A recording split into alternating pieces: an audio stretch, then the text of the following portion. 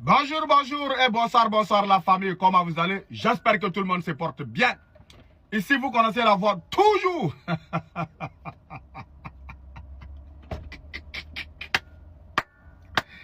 C'est les transporteurs. Conseiller du ministère des Transports de l'AES. Vraiment. Yeri, on n'est plus normal. On n'est plus normal dans notre tête là. Voilà, Billet, on n'est plus normal. Et Ibrahim Traoré, lui, il est en train de travailler avec son équipe. Nous là, pour parler seulement là, mais on n'arrive pas. On n'arrive pas, ça dit, à suivre le rythme de ceux qui sont en train de travailler. Donc, en tant que conseiller du ministère des Transports de l'AES, on me charge de transporter cette information. Mais j'ai transporté jusqu'à mon mesure fatigué. Donc, j'ai parlé à son excellence Premier ministre, Rim Talba Jean-Emmanuel Ouedraogo, de parler avec Ibrahim Traoré. Il dit, il va m'envoyer au front. Je me suis retourné vers le ministre de la guerre, Célestin Semporé. Il dit, il va m'envoyer au front. Je me suis retourné vers le ministre de l'Agriculture. Il dit, si je ne quitte pas devant lui là, il va m'envoyer au front. Donc j'ai dit, ok, je vais aller voir ma maman. Voilà, ministre de la Famille et de la Solidarité. J'arrive, elle me dit, si elle a fermé ses yeux et puis elle ouvre, elle me voit là. Je dis, c'est au front direct. Donc maintenant, je ne sais pas vers qui je vais aller pour donner la commission de la population de l'AIS. Voilà, parce qu'elles disent que non, qu'elles veulent que Ibrahim Traoré n'a qu'à aller doucement, doucement, pour leur permettre de pouvoir commenter, de leur permettre de pouvoir parler le travail qu'Ibrahim Traoré est en train de faire.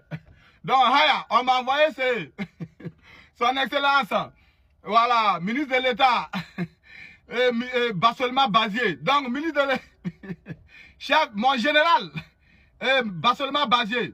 Donc, en tant que conseiller du ministère des Transports de l'AIS, on m'a envoyé vers vous de vous dire, de demander pardon à son excellence, camarade capitaine Ibrahim Traoré, président du FASO, président de la Confédération des États de Sahel, qui n'a qu'à faire à cause de Dieu. Il n'a qu'à lever son pied là-ci, accélérateur. Au moins là, on va pouvoir commenter un peu. Qu'est-ce qu'on a, Bilay? C'est pas bon. On finit pas de commenter, voilà nouvelle. On finit pas de commenter, voilà nouvelle. Jusqu'à nous-mêmes là, on est traumatisés dans nos têtes là. On peut être rapide comme ça? Non. Bassolma Badje, pardon. On te demande pardon. Il faut demander pardon à Ibrahim Traoré. Il n'a qu'à faire à cause de Dieu. Il n'a qu'à aller doucement, doucement. Voilà, c'est ça qui est la vérité. La patrie ou la mort, nous vaincrons. Je vous remercie. Ciao, ciao. 4 nouvelles locomotives de type GL30 ont été présentées au public et mises en circulation ce 16 février. Leur acquisition répond aux besoins de dynamiser le corridor économique et moderniser le secteur du transport ferroviaire au Burkina. Un investissement qui a coûté environ 7 milliards de francs CFA. On en parle avec Drissa Traoré et Moumni Barou. Sitaraï poursuit la modernisation progressive de son parc roulant. Mikaïlou Sidibé, ministre de la Construction de la Patrie et conducteur des trains d'un jour, lance ici officiellement la mise en circulation de 4 locomotives flambant neuves. Ces nouvelles machines de dernière génération sont dotées de systèmes de commande informatisés, de dispositifs de diagnostic embarqués et d'équipements de sécurité avancés pour la relance du transport ferroviaire.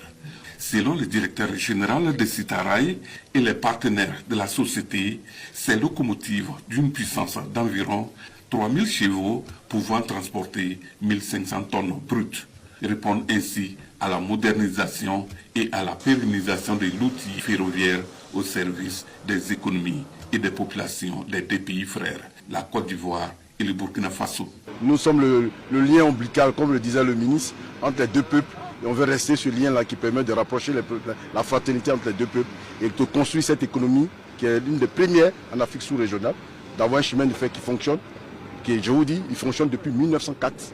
C'est notre génération aujourd'hui qui est là. Ce droit pourra passer à d'autres générations. C'est un investissement stratégique, mais c'est un investissement qui répond aux besoins de la population, aux besoins des opérateurs économiques.